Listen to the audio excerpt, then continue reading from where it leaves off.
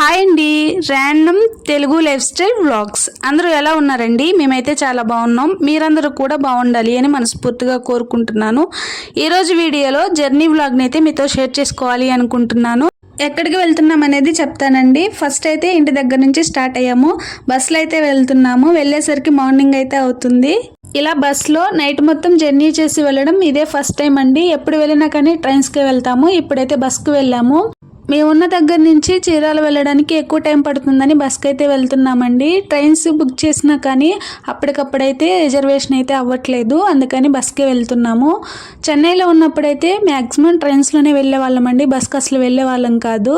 ఇలా night time journey చేసేటప్పుడు bus కన్నా ట్రైనే బెస్ట్ అనిపించిందండి. బస్సులో ఎందుకంటే అప్పర్ బెర్తులు రావడం వల్ల సరిగ్గా నిద్ర అయితే పట్టలేదండి, చాలాసేపు మెలుకునే ఉన్నాము.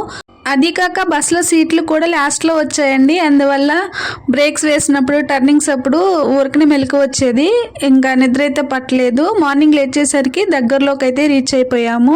7 కల్లా ఇంకొల్లు అయితే దిగామండి. ఫస్ట్ అయితే చిన్నగంజంలో దిగుదాం అనుకున్నాము, అటువైపు అయితే రాలేదు, వేరే వైపు అయితే వచ్చింది. అక్కడి నుంచి మళ్ళీ ఆర్టీసీ బస్ స్టాండ్ దగ్గర దిగి అక్కడి నుంచి మళ్ళీ బస్కి అయితే ఇంటికి వచ్చామండి. సడన్గా ఇప్పుడు ఇంటికి ఎందుకు వెళ్తున్నామంటే మా ఊర్లో సాయిబాబా గుడి ప్రతిష్ఠ అండి, అందుకైతే వెళ్తున్నాము. ఖచ్చితంగా రావాలి అన్నారు. ఎటు ప్రతిష్ఠ కూడా వీకెండ్ టైంకే వచ్చింది, 2 డేస్లో వెళ్ళి రావచ్చు అని బస్కి అయితే స్టార్ట్ అయ్యాము. ట్రైన్కి అయితే లేట్ అవుతుంది అని. వచ్చిన తర్వాత షాపింగ్కి అయితే వెళ్ళామండి. ఇలా 2-3 రోజులకు వస్తే జర్నీకే టైం మొత్తం సరిపోతుందండి, ఇంటి దగ్గర ఉన్నట్టు అనిపించదు. అలానే ఎక్కువ జర్నీ చేయడం వల్ల సరిగ్గా నిద్ర ఉండదు, ఫుడ్ కూడా సరిగ్గా తినలేమండి. ఎక్కువ టైం జర్నీకే సరిపోతుంది.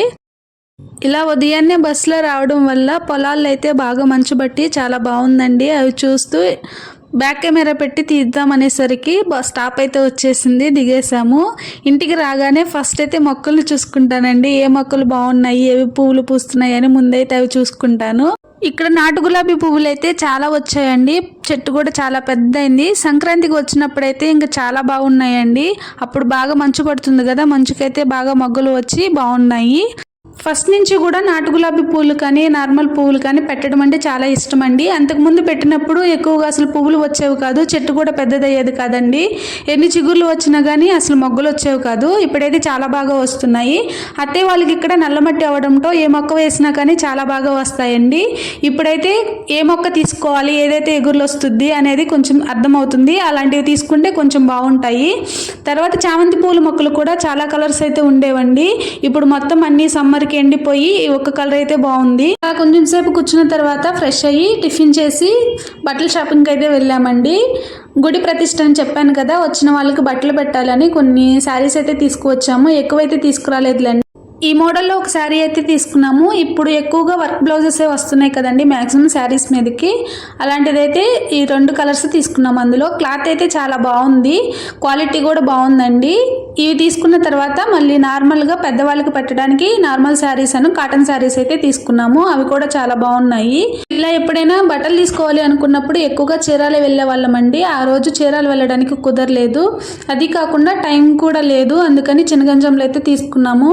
క్లాత్ వైజ్ బట్టలు అయితే చాలా బాగున్నాయి, కానీ ఎక్కువ మోడల్స్ అయితే లేవండి. ఉన్న వాటిలోనే ఇవి తీసుకుని అయితే వచ్చాము.